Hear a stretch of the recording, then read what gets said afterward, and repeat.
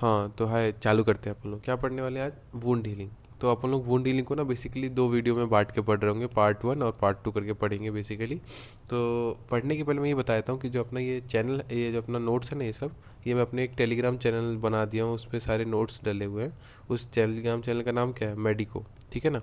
तो ये मेडिको पे सारे नोट्स डले हुए हैं, इसका लिंक मैं अपने डिस्क्रिप्शन में दे दूंगा, तो वहाँ पे आप जाके देख सकते हैं। सिंपल, मैं ये प्रमोट करने के लिए नहीं कर रहा हूँ। बेसिकली क्या है कि लोग ये वीडियो देख रहे हैं, फिर उसके बाद भूल जाते हैं कि कुछ नोट्स यहाँ थे, मतलब फिर इधर था, उनके दिमाग में फ़ोटोज़ आ रहे हैं पर रिवाइज़ नहीं कर पाते हैं। तो इसलिए ये नोट्स डाल दिया हूँ ताकि आप एग्ज़ाम के पहले से रिवाइज़ कर सकें। ठीक है ना?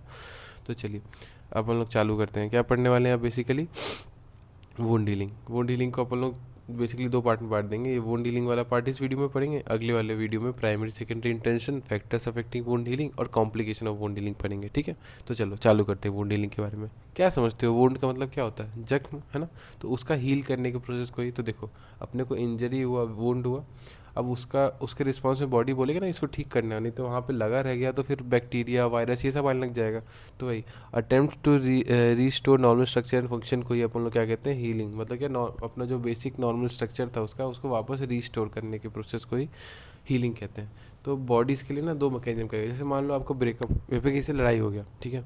अब किसी से लड़ाई हुआ है तो या तो आप सब कुछ भूल भुला के एकदम ठीक है, नॉर्मल बन गया, ठीक है, या तो आपके बीच में एक हल्का सा करवाहट अभी भी है। मान लीजिए रिलेशनशिप बना हुआ है पर करवाहट अभी भी है। तो वो ही दोनों होता है कि देखो, जैसे पेरेंट काइमा था, उसको जब हम लोग जब टूटा तो उसको रिप्लेस कर दिया पेरेंट काइमा से ही, तो सेम टिश्यू ही रह गया। तो उसको अपन लोग कहते हैं रीजनरेशन, फिर से एक नया जनरेशन आ गया। जबकि रिपेयर में क्या होता है? नाम ही रिपेयर है, मतलब वही चीज़ नहीं लेके आए अपन लोग, कुछ अलग से इसका इंतजाम कर दिया है, कुछ भी ऐसा अटक्का बची ताकि ठीक चल जाए, बस काम हो जाए। तो वही पेरेंट काइमा के बदले अपन लोग ने फाइब्रस टिश्यू भर दिया वहाँ पे, तो उसको अपन लोग क्या बोलेंगे? रिपेयर। तो यहाँ पे तो सेम टिश्यू बन गया, लेकिन यहाँ जो बना उसको कहते हैं स्पार फॉर्मेशन। वही ये डायग्राम बहुत प्यारे से समझाता है। ये नॉर्मल टिश्यू था, दोनों में ही इंजरी हुई तो यहाँ पे क्या, कम इंजरी हुई थी, तो कम इंजरी हुई थी तो यहाँ पे ये सेल्स को हटा के नॉर्मल न्यू पेरेंट काइमा लगा सकते थे, सिंपल। लेकिन यहाँ पे इंजरी ज़्यादा हुई, तो ज़्यादा हुई तो यहाँ पे अब अपने बॉडी को फाइब्रस टिश्यू डिपॉजिट करना पड़ेगा, क्योंकि पेरेंट काइमा डिपॉजिट करने से नहीं होगा, वो वीक रह जाएगा। तो इसलिए इसको अपन लोग क्या कहते हैं? Scar formation. ये रिपेयर कर देता है। तो दो मैकेनिज्म समझ में आया? रीजनरेशन मतलब कि एक नया जनरेशन ऑफ पेरेंट काइमा लगा दो, तो उसको अपन लोग बोलेंगे रीजनरेशन। और रिपेयर मतलब अटक्का पची, मतलब क्या, फाइबर वाइबर भर दो, मतलब फाइब्रस टिश्यू का डिपॉजिट हो जा रहा है, मतलब स्कार फॉर्मेशन हो जा रहा है, सिंपल। अब स्कार फॉर्मेशन के 3 स्टेप होते हैं, वो कैसे पढ़ रहे हैं अपन लोग? IBM जो सुने हो ना, तो यहाँ पे PM है। तो इन्फ्लम, अगर नहीं याद करना इनसे तो मत याद करना, मैं बस बता देता हूँ ताकि एक दिमाग में क्लिक कर जाए कि अगर नहीं याद आ रहा हो तो ये शॉर्ट फॉर्म क्लिक कर जाए, उससे तुम लोग जोड़ जोड़ के बना लो। तो ये वैसे मैं अभी शॉर्ट फॉर्म को ज़्यादा मत करना प्रोफर, अपना धीरे धीरे इससे करते जाओगे तो कोई दिक्कत नहीं। अब सिंपल सी बात है, अगर वुंड लगा होगा तो इन्फ्लामेशन होगा, तो इन्फ्लामेटरी फेज होगा। फिर वहाँ पे जो सेल्स आएंगे उनका नंबर बढ़ेगा, तो प्रोलिफरेटिव फेज। और फिर वहाँ पे अच्छे से एकदम एक पपरी टाइप की नहीं बन जाती, तो पपरी बनने के स्टेज को क्या कहते हैं? Maturation phase. ठीक है ना?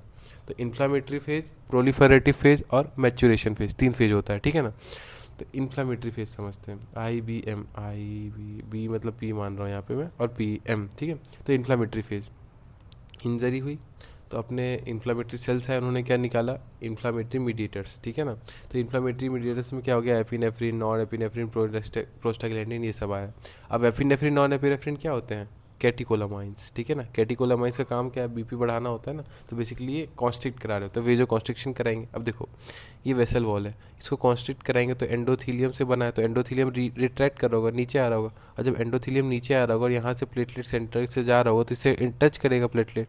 तो जैसे टच करेगा तो प्लेटलेट का वही एडिशन हुआ, तो प्लेटलेट एक्टिवेट हो जाएगा, और एक्टिवेट होकर बहुत सारे प्लेटलेट प्लग बन जाएंगे, छोटे छोटे छोटे छोटे। तो ये प्लेटलेट एग्रीगेशन होने लग गया, समझे? तो देखो ये ब्लड वेसल था, वो रप्चर हो गया। अब देखो, तो यहाँ पे एंडोथीलियल रिट्रैक्ट किया, रिट्रैक्ट करके अपना क्या, यहाँ पे प्लेटलेट को एक्टिवेट कराया, एडिशन, एक्टिवेशन और एग्रीगेशन हुआ। इसके कारण क्या हुआ? 2 पार्ट चल रहा है, समझे? प्राइमरी प्लग, तो वो प्लेटलेट के चिपक जाने से क्या, प्राइमरी प्लग बन गया। उसके बाद फिर कोगुलेशन पाथवे चल रहा होगा, क्लॉटिंग फैक्टर का काम चल रहा होगा, फिर सेकेंडरी प्लग बनेगा। ये पूरा प्रोसेस को अपन लोग क्या बोलेंगे? हीमोस्टेसिस। ठीक है ना? दूसरा अपना क्या है? ये जैसे ही एग्रीगेट हुआ ना, तो वहाँ पे फिर और इन्फ्लामेटरी मीडिएटर सेल्स आने लग जाएंगे, जैसे कि न्यूट्रोफिल और मैक्रोफेजेस, तो अपना इन्फ्लामेशन चल जाएगा। इसलिए इसको अपन लोग इन्फ्लामेटरी फेज कहते हैं। तो इन्फ्लामेटरी फेज में हुआ क्या? इंजरी हुआ, इंजरी होने से क्या हुआ, अपना इन्फ्लामेटरी मीडिएटर्स उस एरिया से निकले टिश्यू से, कौन कौन से, एपिनेफ्रिन, नॉन एपिनेफ्रिन और प्रोस्टाग्लैंडिन। उन्होंने क्या कराया, बेसिकली कैटिकोलामाइन से, तो इन्होंने क्या करवाया, वेजो कॉन्स्ट्रिक्शन। कॉन्स्ट्रिक्शन जैसे ही कराया तो एंडोथीलियम रिट्रैक्ट किया, नीचे की तरफ आया, नीचे किससे बाइंड किया, प्लाज्मा से, अब सॉरी प्लेटलेट से। तो प्लेटलेट से क्या हुआ, एडिशन हुआ, फिर प्लेटलेट एक्टिवेट हुआ, और जैसे ही एक्टिवेट हुआ तो चिपकने लग गया तो एग्रीगेट हुआ, और जैसे ही एग्रीगेट हुआ तो जो एक प्लग बनेगा उस प्लग का नाम क्या हो गया, प्राइमरी प्लेटलेट प्लग। और वो प्राइमरी प्लेटलेट प्लग फिर कैस्केड मतलब पाथवे के थ्रू होके सेकेंडरी प्लग बन गया, समझे, और उसी को हीमोस्टेसिस कहते हैं। जबकि ये एग्रीगेट होके साथ में इन्फ्लामेटरी मीडिएटर्स को भी एक्टिव मतलब और सेल्स को एक्टिवेट करे, इन्फ्लामेटरी वाले सेल्स को, उसके कारण इन्फ्लामेशन अपना आगे चलता जाएगा। तो आई वाला फेज खत्म हुआ, इन्फ्लामेटरी फेज। दूसरा क्या हुआ, प्रोलिफेरेटिव फेज। तो प्रोलिफेरेटिव फेज को अपन लोग किससे याद कर सकते हैं, आईफा से याद कर सकते हैं। देखो आईफा क्या होता है, आई एफ ए, तो डबल आई मिला के अपन लोग ई बना रहे हैं ना, तो एपिथेलियाइजेशन फेज। ये ट्रिक्स हो सकता है लेम हो, तो इसलिए आप उनको मत ध्यान दीजिए, आप डायरेक्टली याद कर लीजिए, पर नहीं याद होता है अगर किसी को, जैसे मुझे याद नहीं होता डायरेक्ट, तो मैं ट्रिक्स बनाता हूँ, ज़रूरी नहीं है कि ट्रिक्स से याद किया जाए, ठीक है। तो देखो आईफा, तो डबल आई से क्या हुआ, एपिथेलाइजेशन फेज। एफ से क्या हुआ, फाइब्रोब्लास्ट आने लग गए। और ए आईफा ए से क्या हुआ, अपना एंजियोजेनेसिस, ब्लड वेसल का फॉर्मेशन। तो आईफा समझे, एपिथेलाइजेशन, फिर अपना क्या हो गया, फाइब्रोब्लास्ट, और फिर अपना क्या हो गया, एंजियोजेनेसिस। तो देखो एपिथेलाइजेशन नाम में समझो, नाम अगर याद हो गया तो ये फिर याद होता जाएगा। एपिथेलाइजेशन मतलब क्या है, जो एपिथेलियल टिश्यू है वो इधर उधर फैल रहा होगा, तो भाई epithelial tissue travel in all direction about 2-3 centimetre from point of origin. मतलब यहाँ पास जैसे है ना, ये सेंटर है ऑफ इंजरी, ठीक है, तो यहाँ से एपिथेलियल टिश्यू यहाँ यहाँ यहाँ यहाँ हर डायरेक्शन में फैल रहा होगा, सिंपल सी बात है। जैसे ये अपना है एपिथेलियल सेल्स है, यहाँ पे बन के, तो यहाँ पे हर जगह एपिथेलियल टिश्यू फैल रहे होंगे 30 सेंटीमीटर तक हर डायरेक्शन में। उस प्रोसेस को अपन लोग क्या बोलेंगे, एपिथेलाइजेशन, एपिथेलियल टिश्यू का बनना, ठीक है ना। दूसरा अपना क्या हो गया, फाइब्रोब्लास्ट, ठीक है ना। तो फाइब्रोब्लास्ट में क्या होता है, बेसिकली नाम ही है उसका फाइबर्स बनाना, तो फाइबर सिक्रीट करके डिफेक्ट को भरने लग जाते हैं। जैसे मान लो ये गड्ढा है, यहाँ पे फाइब्रोब्लास्ट है, इन्होंने फाइबर सिक्रीट किया, तो ये धीरे धीरे बढ़ते बढ़ते बढ़ते बढ़ते डिफेक्ट को भर दिए। और तीसरा आईफा, ए से एंजियोजेनेसिस, मतलब ब्लड वेसल का फॉर्मेशन कराना। तो कैसे फॉर्म होता है, देखो इसके लिए पहले दो सिंपल सी चीज़ें याद कर लो, एक नाइट्रस ऑक्साइड और एक वेस्कुलर एंडोथेलियल ग्रोथ फैक्टर, इन दो को याद करके रखो। अब जैसे ही इन दोनों को याद करोगे ना, तो इनका काम क्या होता है, नाइट्रस ऑक्साइड तो सुने भी होगी, डायलेट कराता है, वेजोडाइलेशन कराता है, और VEGF कराता है, परमेबिलिटी को इंक्रीज कराता है। अब समझोगे ये कैसे हो रहा है, तो देखो नॉर्मल ब्लड वेसल था, उस पर ये सब फैक्टर्स काम किए ना, ये अपना नाइट्रस ऑक्साइड, तो ये फैलने लग जाएगा, तो ये बड़ा हो गया, फिर अपना क्या, परमेबिलिटी बढ़ गया, मतलब ऐसे छेद छेद होने लगे। तो देखो जैसे ये वेसल वॉल था ना, इसके अराउंड जो सेल्स थे ये, अब इनको तुम प्रेशर लगा के ऐसे डायलेट करा दोगे और फिर बीच में छेद करा दोगे, तो यहाँ पे डैमेज, इसमें बीच में छेद छेद पाया जाएगा ना। तो देखो ये अब क्या बन जाएगा, ऐसे ऐसे टाइप का बड़ा सा, समझे। तो यहाँ पे एक अपना स्पेस मिल गया। अब देखो तो यहाँ पे जो आसपास पेरीसाइट्स थे, पेरीसाइट्स समझ में आ रहा है, ब्लड वेसल के अराउंड जो सेल्स होते हैं उसको अपन लोग बोलते हैं पेरीसाइट्स। तो वो अलग अलग हो जाएंगे। अभी मैं समझ रहा हूँ कन्फ्यूजिंग हो गया होगा ना, फिर से समझते हैं। तो देखो नाइट्रस ऑक्साइड और वेस्कुलर एंडोथेलियल ग्रोथ फैक्टर था, ये समझ में आया अपने को। तो इसने क्या किया, ब्लड वेसल पे बेसिकली स्ट्रेन कराया, नॉर्मल ब्लड वेसल था उसको डायलेट भी करा दिया, उसकी परमेबिलिटी भी बढ़वा दिया, ठीक है ना। तो ये जगह जगह बचा। ये जगह जगह क्यों बचा, क्योंकि इसके अराउंड जो सेल्स होते हैं ना उसको अपन लोग बोलते हैं पेरीसाइट्स। तो ये पेरीसाइट्स अलग अलग हो गए, देखो ये दोनों अलग हो गए ना पेरीसाइट, तो वही लिखा है कि सेपरेशन ऑफ पेरीसाइट। अब पेरीसाइट अलग होगा तो उसकी ये देखो, ये जो सेल्स है ना, ये इनको पेरीसाइट कहते हैं। तो पेरीसाइट अलग हो गया, यहाँ पे देखो पेरीसाइट अलग हो गया ना। और पेरीसाइट अलग हुआ तो साथ में जो अंडरलाइंग बेसमेंट मेम्ब्रेन था वो भी टूट गया, तो अंडरलाइंग बेसमेंट मेम्ब्रेन भी टूट गया। तो एक स्पेस बना जिसके थ्रू अपना ये स्प्राउट बाहर आ सके, समझे। तो वही form a space to allow formation of vessel sprout, sprout बाहर आ सके। अब इस स्प्राउट से क्या बाहर आएगा, पहले एंडोथेलियल सेल्स आएंगे, ठीक है ना। तो जहाँ पे इंजरी हुआ, जैसे आसपास के एंडोथेलियल सेल्स है, ये प्रोलिफरेट करके यहाँ पास आने लग जाएंगे। तो वही प्रोलिफरेशन ऑफ एंडोथेलियल सेल्स कहाँ आपकी तरफ, to the site of injury, और वहाँ पे एक टिप बन जाएगा। ये देखो ये जो टिप बन रहा है ना, इसी को अपन लोग बोलेंगे लीडिंग टिप। किससे बन के मिल के बना है, सिंपल सी बात है, एंडोथेलियल सेल्स से। जैसे यहाँ पे छेद हुआ, फिर ये मल्टीप्लाई करके इधर साइड आने लग जाए, तो एक लीडिंग टिप बन गया। वो टिप बन गया ना, तो फिर वहाँ पास सराउंडिंग में क्या हो जाएगा, पेरीसाइड को बोलेंगे देखो भाई हम आ गए हैं, तुम भी आने लग जाओ। तो यहाँ पे पेरीसाइड भी बनने लग जाएगा, फिर एंडोथेलियल सेल्स बनने लग जाएंगे, और फिर ऐसे करके नया ब्लड वेसल फॉर्म हो जाएगा, सिंपल। समझे। तो वही बोल रहा है, नया एंडो पेरिसाइट रिक्रूट हुआ और फिर यहाँ पे न्यू वेसल फॉर्म हो गया, सिंपल। तो कुछ नहीं हुआ, पहले अपन लोग प्रेशर डाले वेसल वॉल पे, कैसे, by nitrous oxide and vesicular endothelial growth factor, उसने डायलेशन कराया और इसने परमेबिलिटी को इंक्रीज कराया, जिसके कारण क्या हुआ, पेरिसाइट पे प्रेशर पड़ा, वो अलग अलग हो गया, सेपरेशन हुआ, उसके नीचे के बेसमेंट मेम्ब्रेन भी टूट गया, तो जगह बना जिसके थ्रू एक स्टॉक बाहर आ सके। उस स्टॉक का नाम क्या था, लीडिंग टिप। वो लीडिंग टिप किससे मिलकर बना था, एंडोथीलियल सेल से।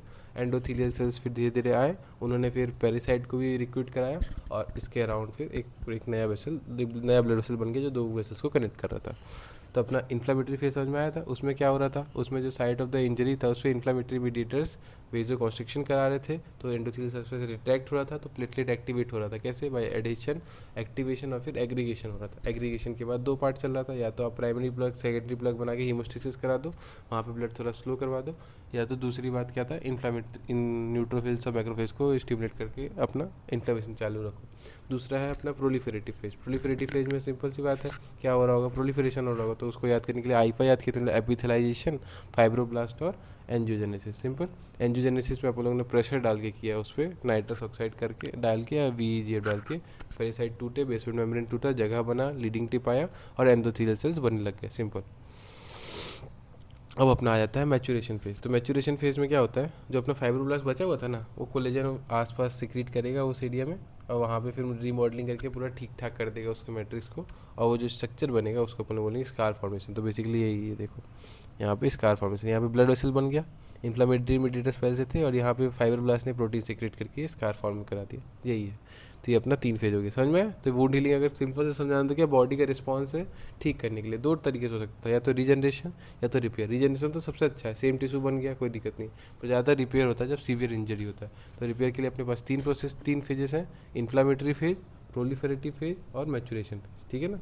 इन्फ्लामेटरी फेज में अपन लोग पढ़ लिए, अंत में क्या, हीमोस्टेसिस या फिर इन्फ्लामेशन हो रहा है। प्रोलिफेरेटिव फेज में 3 चीज़ पढ़े, एपिथेलाइजेशन, फाइब्रोब्लास्ट और एंजियोजेनेसिस।